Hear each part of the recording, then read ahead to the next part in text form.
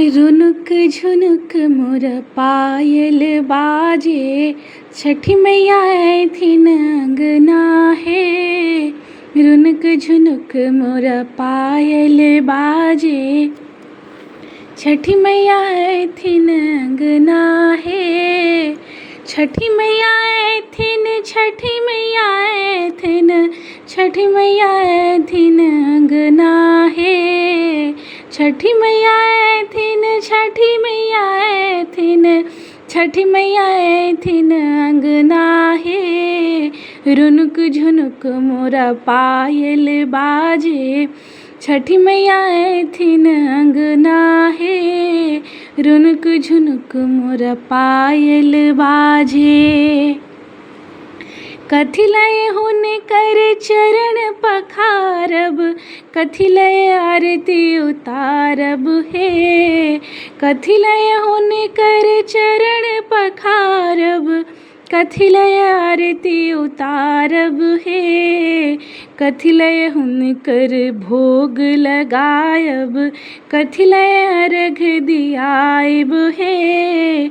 कथी लय हुनकर भोग लगायब, कथी लय अर्घ दियायब हे।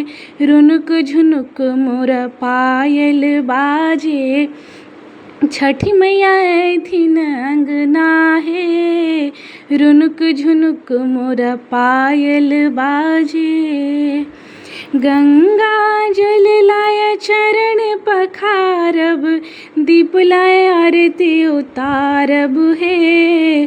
गंगा जल लाय चरण पखारब, दीप लाय आरती उतारब हे।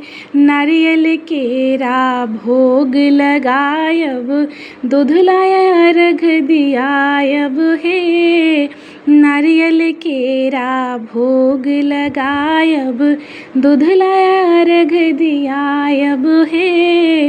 रुनुक झुनुक मोरा पायल बाजे, छठी मैया ऐथिन अंगना है। रुनुक झुनुक मोरा पायल बाजे, छठी मैया ऐथिन अंगना है। छठी मैया ऐथिन, छठी मैया ऐथिन, छठी मैया ऐथिन अंगना है। छठी मैया ऐथिन, छठी मैया ऐथिन, छठी मैया ऐथिन अंगना है। रुनुक झुनुक मोरा पायल बाजे, छठी मैया ऐथिन अंगना है। रुनुक झुनुक मोरा पायल बाजे, छठी मैया ऐथिन अंगना है।